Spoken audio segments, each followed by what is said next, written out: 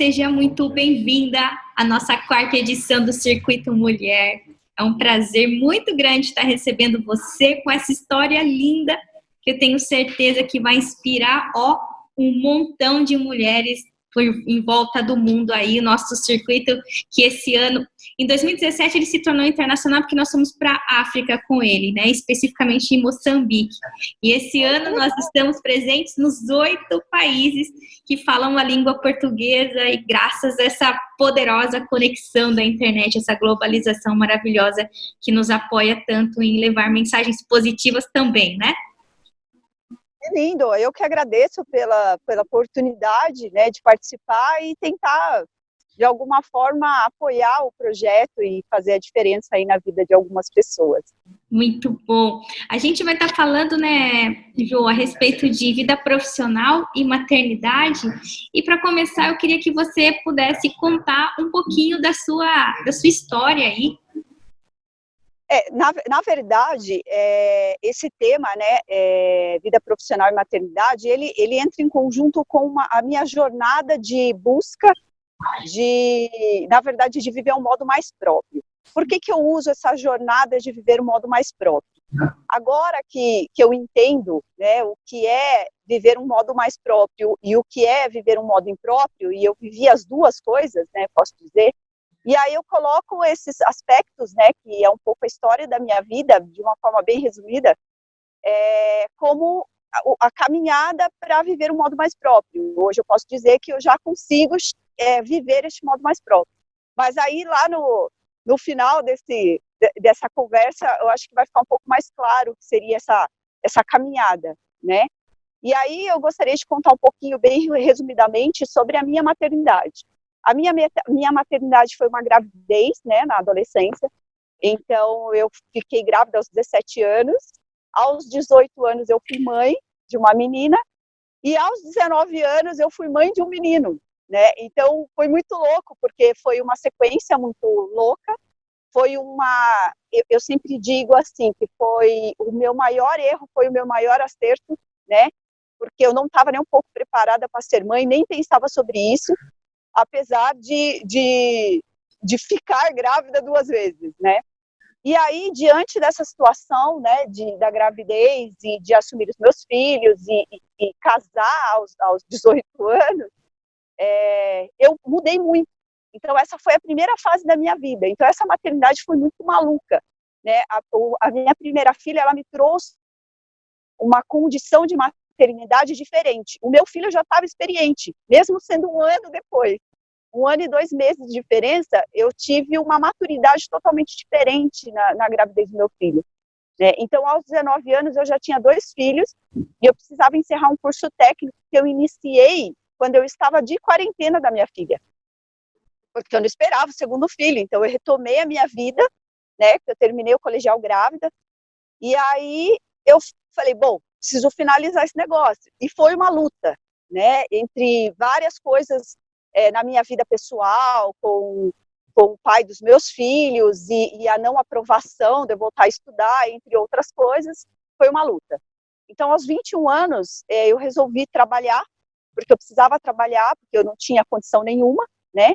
E não dava para contar com esse pai dos meus filhos com relação a mim mesma, né? Ele não deixava faltar nada para os meus filhos, mas ele não supria as minhas necessidades, o sapato para colocar no pé, né? E diante disso, eu fui trabalhar de faxineira. E aí foi uma loucura, porque o meu filho tinha 1 ano e pouquinho, a minha filha 2 anos e pouquinho, e eu precisava trabalhar para continuar esse curso técnico e para viver algo na minha vida, porque eu sempre quis ter uma profissão. E aí eu coloquei essa frase que romantizar a maternidade é apoiar a desumanização da mulher como mãe. Por quê? A maternidade, depois que ela passa, ou para muitas mulheres, é porque eu quero ser mãe, eu não posso nem dizer isso, porque eu nunca sonhei em ser mãe, não deu tempo, eu fui, né? Não é fácil, né? Tem várias questões que não dá para ser ditas aqui, porque o nosso tempo é curto, mas tem várias questões que a gente passa e que a gente nem imagina que, na verdade, você estava vivendo um caos na maternidade. porque você tem que ser forte, porque você é mãe e você supera. Só que superar não significa que não fica cicatrizes, né? Então é importante, acredito eu, como um tema importante de discussão com a mulher, é tipo assim, ser mãe é bonito, é lindo, só que não dá para romantizar tudo, né? A vida não é só flores. Inclusive a vida mãe, né? A maternidade, né? É uma loucura, na verdade. E aí, diante dessa situação, hoje, né, depois da maturidade de ser mãe, mãe de neném, mãe de criança, mãe de adolescente, né, e agora mãe de adultos, eu vi e depois de ter feito psicologia, eu vi o quanto eu falhei, né, de não estar preparada e o quanto eu podia ter sido feito diferente, né, e isso é importante as pessoas saberem, né, que o estar preparado também não precisa esperar tanto, né, tem muitas mães que falam assim, eu gostaria de estar preparada para ser mãe. Eu falo que se eu dei conta, todo mundo dá, é que dá para dar conta melhor, mas é possível, né. Então, essa foi um resumo, assim, da minha maternidade, né? Não falei tudo ainda, mas eu vou contar a história no meio do caminho. Aí, vamos falar um pouquinho da minha vida profissional, que, na verdade, eu estou aqui para falar um pouquinho sobre essa maternidade, sobre a minha jornada dessa vida. E a minha vida profissional, ela tem muito a ver com a minha pessoa, né? Então, eu sempre quis ser uma profissional. E quando eu estava faxineira, né, que era o meu momento, eu entendi que era isso mesmo que eu queria, uma ascensão. E eu acredito mesmo que a vida ela é feita de grandes ciclos. Eu estou partindo para o meu terceiro ciclo, e dentro desses ciclos nós temos várias fases. E aí eu vou apresentar rapidamente as minhas fases profissionais, né, que falam um pouquinho dos meus aprendizados como pessoa, porque outra coisa que eu aprendi nessa caminhada é que a gente nós não somos profissionais, somos mães, somos mulher, não é nada dividido, nós somos uma única pessoa, né, e diante disso eu não consigo mais falar, essa é a minha vida profissional e essa é a minha vida pessoal, né, tá tudo misturado. Isso eu também aprendi a duras penas. Então a minha primeira fase como profissional foi como faxineira. Então, eu tinha 20 anos e fui trabalhar, como eu falei, que eu precisava, né, com 2 filhos. E aí, eu trouxe uma frase, assim, que eu carrego desta fase, que é: há mais aprendizados no simples do que podemos imaginar. Porque, às vezes, as pessoas falam, você foi faxineira, e às vezes eu falo assim, foi uma das melhores fases da minha vida. Por quê? Porque foi sendo faxineira que eu aprendi que as atividades simples requer também uma organização mental, uma organização profissional, requer atividades de fazer diferente. Então, ali eu comecei a aprender, eu chegava mais cedo para limpar a sala de quem chegava mais cedo. Então, eu limpava a sala de quem chegava primeiro, para quando a pessoa chegasse, eu não estaria lá. Então, você também tem que pensar, né, o simples, que muitas pessoas diminuem, né, a atividade em si. Na verdade, quando você começa a fazer, que hoje eu trago isso como percepção, você começa a ter percepção daquilo que você faz, e você começa a aplicar as melhorias com base nessa percepção, esse simples não é simples, né? A gente pode aprender muito com esse simples. E eu aprendi nessa fase da minha vida que era importante, assim, desejar muito, porque foi ali que eu desejei, quando eu estava limpando uma sala, e essa sala era um arquivo e controle de materiais de escritório. E a moça que trabalhava lá, eu perguntei para ela assim, por que você coloca, porque eu sempre fui curiosa, né? Por que você coloca essas coisinhas aí nesses papéis e tal? Ela, é para controle, né? Quando se alguém vem aqui e pega uma caneta, eu marco e depois eu dou baixa no computador. E eu vendo aquilo, eu achei aquilo o máximo. Eu falei assim, eu quero trabalhar com isso.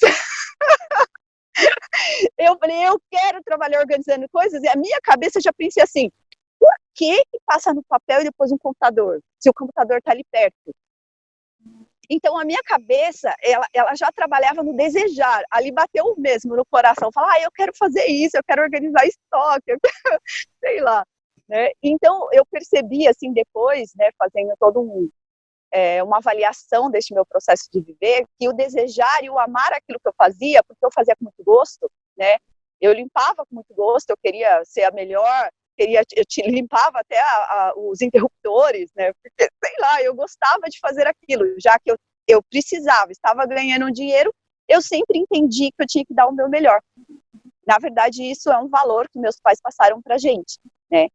E aí, os maiores aprendizados dessa fase é querer aprender, que eu sempre quis, tudo que isso aqui você faz tal coisa, então eu aprendia com muito amor, desejar, né, algo diferente, eu não vou nem falar algo melhor, e amar, né?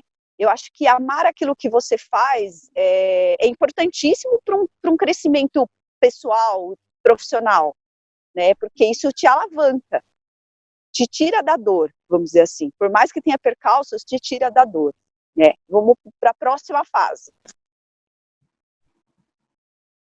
A próxima fase, eu fui trabalhar de auxiliar administrativo. Como? Eu saí nesse lugar que eu trabalhava de faxineira, que era a Câmara Municipal de uma cidade, de Mairinque, que é a minha cidade natal. E aí era um contrato temporário, né? Aí eu fiquei desempregada e eu comecei a procurar emprego, né? Precisava trabalhar. E aí uma amiga minha falou assim, lá em São Roque, uma cidade vizinha, tem um lugar que eles estão precisando de auxiliar administrativo, só que ele quer experiência. Aí eu pensei, caramba, né? Eu não tenho experiência, o que eu faço? Eu vou lá. Aí eu fui, cheguei pro cara e falei assim, então, eu vim aqui porque tem uma vaga de auxiliar administrativo. Daí ele falou assim, mas deixa eu ver seu currículo, você tem experiência? Eu falei assim, olha, eu já lhe aviso, eu não tenho experiência, mas eu tenho muita vontade de aprender, lá. Daí ele falou assim pra mim, mas sim, eu tô querendo alguém com experiência. Aí eu olhei bem pra cara dele e falei assim, pois é, se ninguém me der oportunidade para eu adquirir experiência e aprender, como que eu vou ter experiência um dia em alguma coisa de administrativo? Aí ele riu da minha cara, né, e falou, só pela sua ousadia eu vou te contratar. E aí ele me contratou.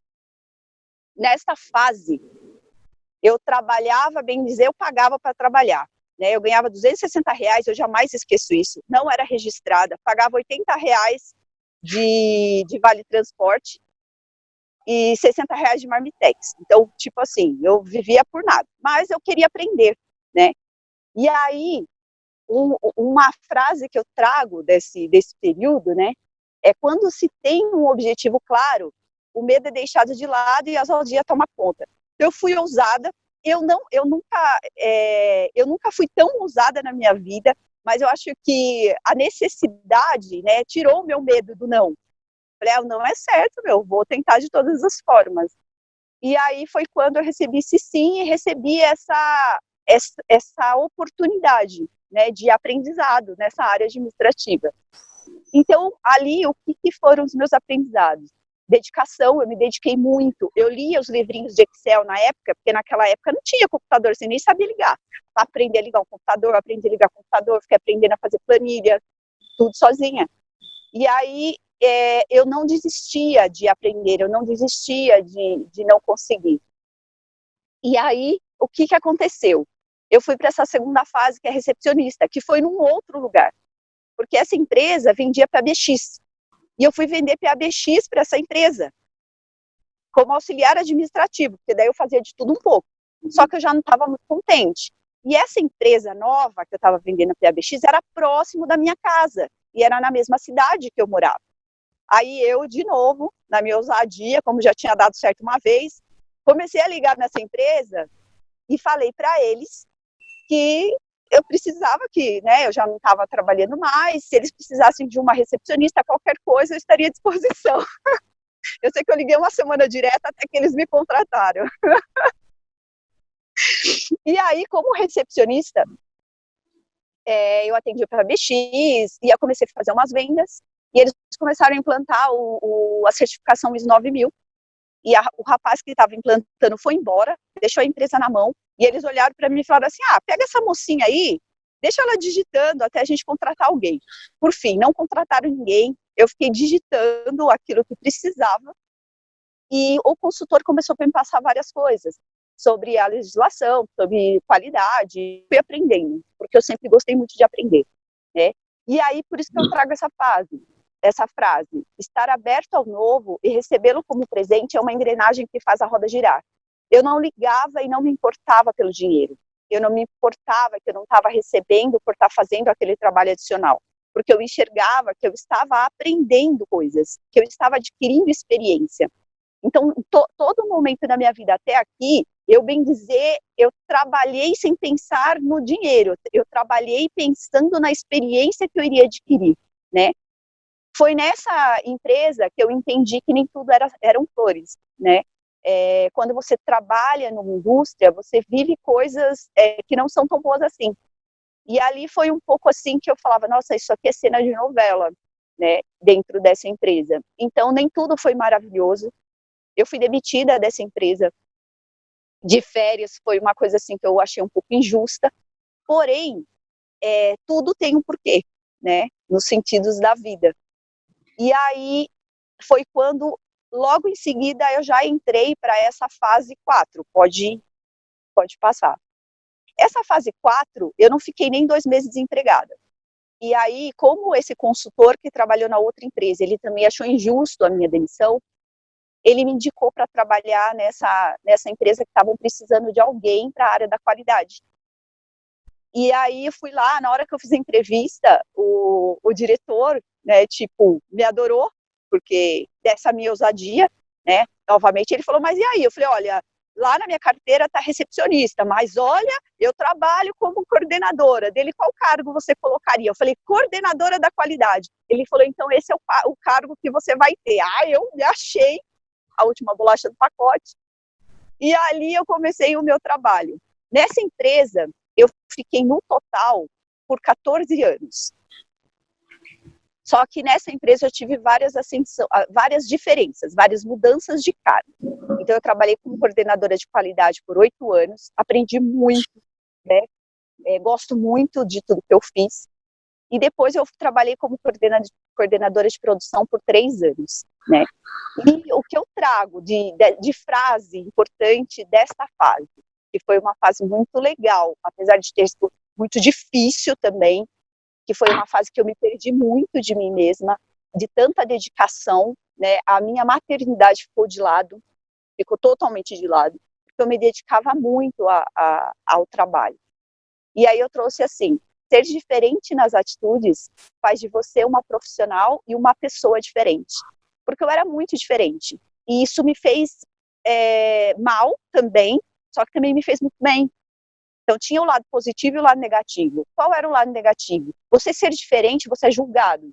E eu sempre quis fazer coisas diferentes, ousar mesmo. Se a norma pedia tal coisa certinho, todo mundo seguia aquela regra, eu olhava e falava, gente, mas dá para melhorar, dá para fazer isso. Ali eu conheci a melhoria contínua e ali eu comecei a aplicar a melhoria contínua na minha vida. Foi quando eu fiz a minha primeira faculdade, que foi gestão de RH, e porque eu precisava de um nível superior, fui fazer a que era mais fácil, que era mais barato, que era mais perto, porque a lógica era essa, né? A gente tinha que pensar na lógica. E só que foi uma faculdade muito interessante, porque eu me dediquei, foram 2 anos, que é aqueles tecnólogos, e eu gostava, né? Então eu gostava muito de estar ali, de aprender, eu era muito agradecida de estar podendo fazer a faculdade, a qual, quando eu tinha 18 anos e engravidei pela segunda vez, eu achei que jamais faria uma faculdade. E aí, o que aconteceu? Quais são os grandes aprendizados nessa fase 4 da minha vida profissional, né? Era o ser autêntica. Então, eu comecei a ser muito autêntica, comecei a lutar muito pelo meu espaço, porque quando a gente trabalha numa empresa, ela já virou uma empresa de médio porte, e é uma empresa machista, era uma empresa de preservativos. Então, o espaço feminino era muito reservado. Quando eu fui trabalhar como coordenadora de produção, eu fui para coordenar 60 homens, eu fui a primeira mulher nessa linha de trabalhar, coordenando a almarada.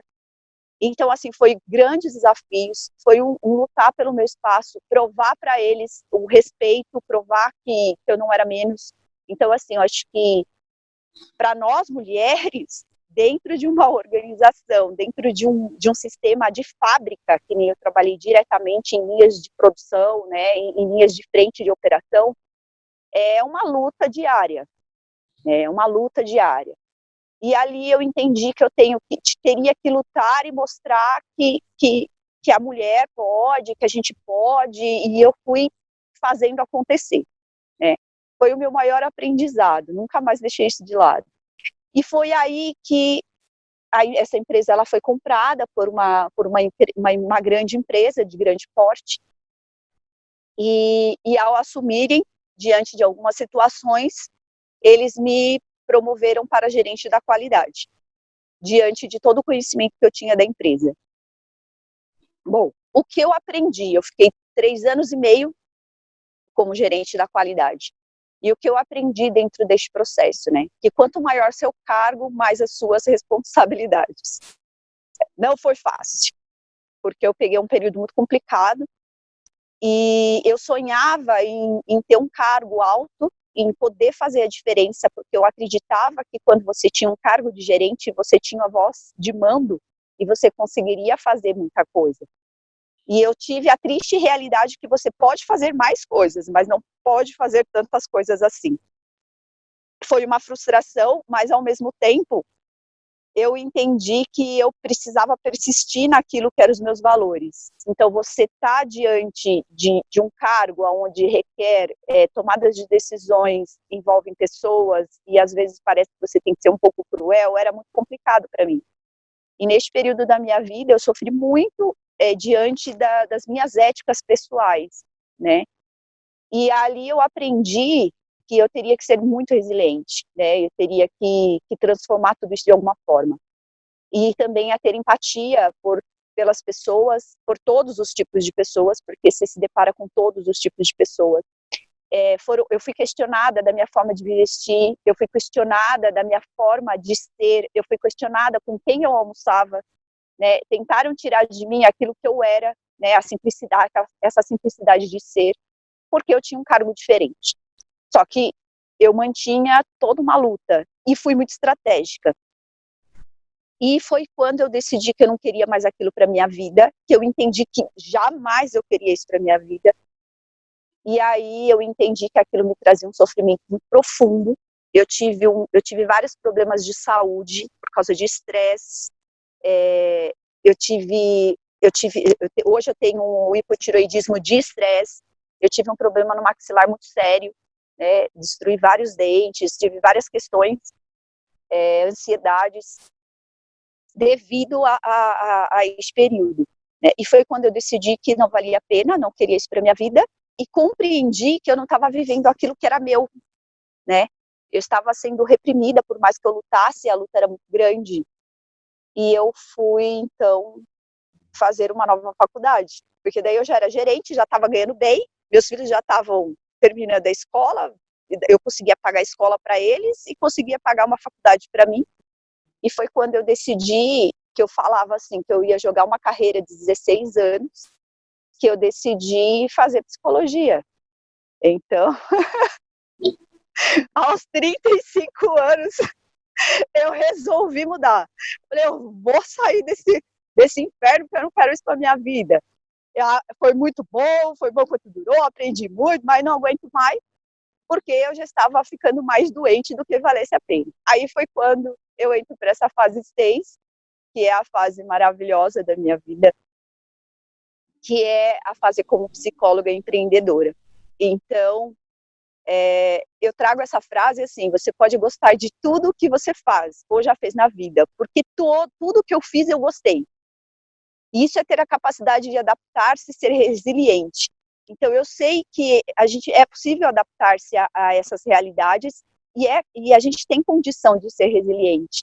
Porém, eu entendo que o mais importante na vida é ter uma profissão que faça o coração pulsar, né? Aonde você sinta a completude daquilo que você é. As profissões todas, inclusive o de psicóloga e empreendedora, ela também traz as coisas que não são tão boas assim. Porém, quando você faz um atendimento ou você está fazendo aquilo com muito amor, é louco, né? Eu acho que supera tudo.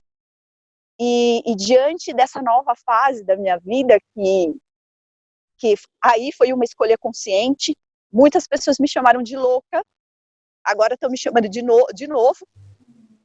Por quê? Porque eu resolvi largar, né, 16 anos de carreira, que todo mundo achava que eu tinha, porque você pode ser diretora. Eu falei, tô louca, não quero isso na minha vida.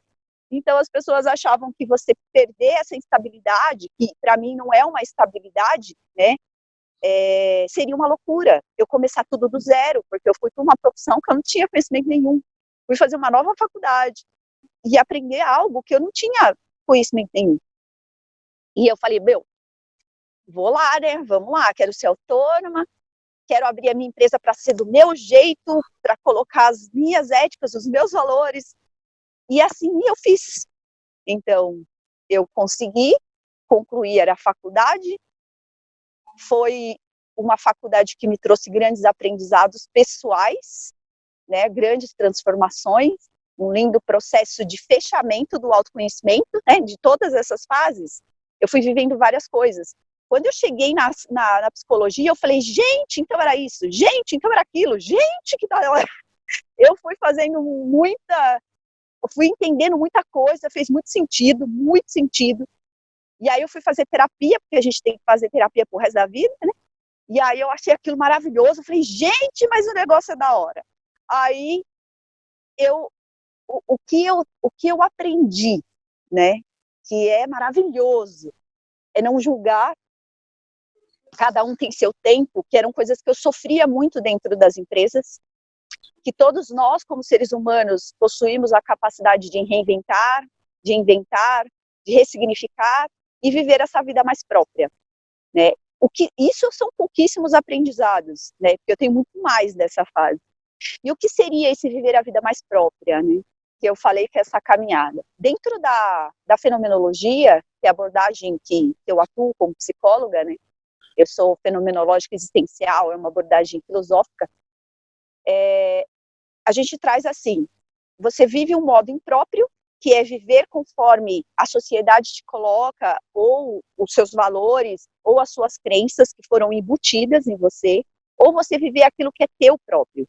Então, nós temos duas formas de viver, o modo impróprio e o modo próprio. Avaliando todas essas minhas fases, eu vivi muito período da minha vida, mesmo sendo bom, mesmo sendo de grandes aprendizados, o meu modo impróprio, porque a minha essência, ela foi modificada. Muitas vezes eu fui reprimida, a luta era grande, mas eu não conseguia sentir que aquilo era próprio meu. Então sempre faltava algo. Então essa busca do que era eu, de eu estar perdida em algum lugar, de que faltava alguma coisa, e ao trabalhar esse processo de autoconhecimento, eu entendi que a minha vida mais própria é o que eu vivo hoje, né? Por quê? Porque aí eu resolvi mudar novamente, né? Que seria esse mudar novamente?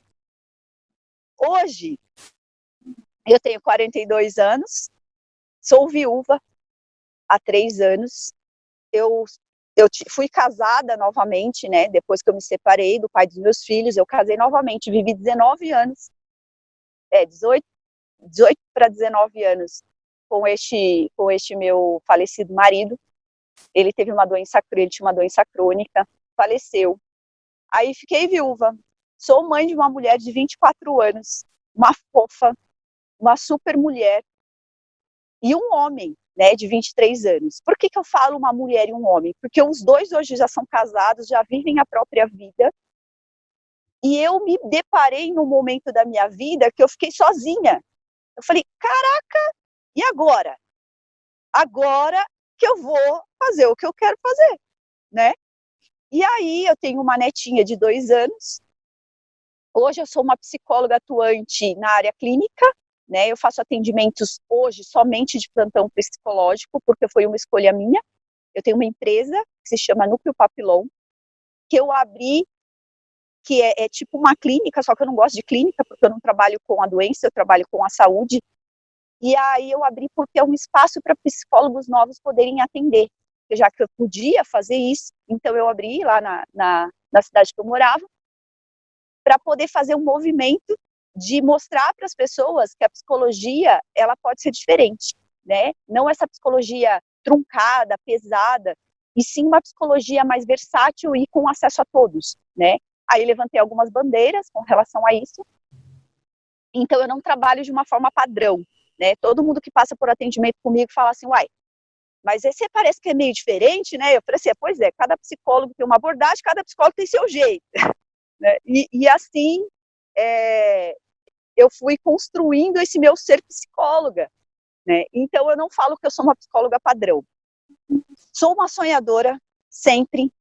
Sonho muito em ajudar as pessoas, então eu trabalho num semear no mundo mais humano, então mais justo, numa relação ganha-ganha. Isso eu trabalhei a vida toda tentando fazer isso dentro das organizações. Depois, com vários projetos sociais, quando eu me tornei psicóloga, eu já fui fazer alguns trabalhos sociais de humanização, ainda faço algumas coisas, né? E eu tenho essa idealização de um mundo mais justo dentro desse ambiente corporativo, que é muito cruel, né, muito pesado. Então, baseado nisso, eu idealizei um projeto que se chama Construindo uma Cultura de Humanização. E aí eu fico semeando, né, porque eu montei tipo uma norma de gestão de pessoas com humanização, e eu fico semeando para onde eu vou, eu faço alguns trabalhos voluntários, alguns trabalhos sociais. E aí o que aconteceu? Diante disso tudo, eu falei assim, eu quero sair pelo mundo vendendo esse negócio. Não vendendo de ganhar dinheiro, mas vendendo a ideia, né? Vendendo esse ideal.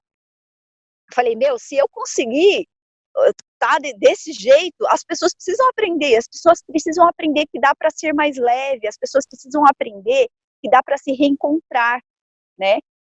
E aí que me veio a possibilidade de vir para cá onde eu estou hoje. Estou no Rio Grande do Sul, vivo num rancho, né, estou aqui há 5 meses. Muitas pessoas falaram, você é louca, abandonou tudo. Fiquei, abandonei nada, minha empresa está lá funcionando, faço a minha administração de longe, ainda faço meus atendimentos, e estou aqui aprendendo uma nova forma de viver. Eu vim para cá, não tinha água encanada, é uma casa, né, é uma casa feita de madeiras de demolição, onde ainda não tinha sido habitada. Então, eu fiquei 2 meses trabalhando mesmo para habitar esta casa, né? Hoje já tenho um galinheiro, já tenho 2 vaquinhas, estou construindo uma nova forma de ser. O que seria isso, né?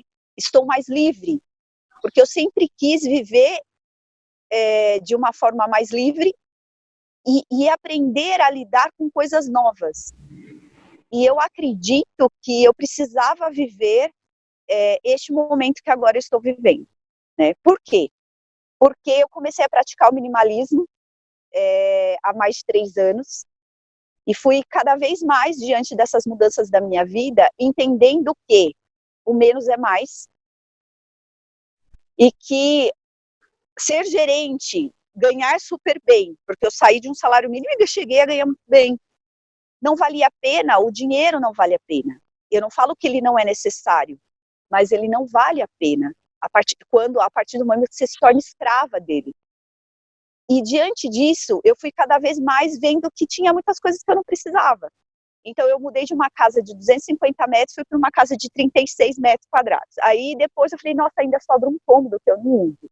E aí eu fiquei pensando, aí fui para um apartamento, levei quase nada, que é um apartamento que eu tenho em São Roque, levei quase nada, falei, daqui para o rancho. Quando eu vim para cá, eu trouxe o que cabia no carro, inclusive meus 2 cachorros, né? E aqui eu percebi que, eu deixei um monte de coisas que não me fazem falta. Por quê? Porque a gente tem essa capacidade de reinventar, de viver a condição que tem que viver, né? E qual é a busca hoje? É viver de uma forma mais autossustentável. Por quê? Porque eu acredito que ser autossuficiente e ser sustentável, eu não penso assim, não vou viver nesse mundo capitalista. Eu trago isso como verdade, porque eu vivo no mundo capitalista. Mas eu penso assim, eu vou ter liberdade para ser quem eu sou, eu já tenho isso, né? Mas eu vou ajudar este mundo a olhar para essa natureza, né, que nós temos que valorizar e mostrar o como a gente não precisa de tanto para ser feliz, para ser leve, né?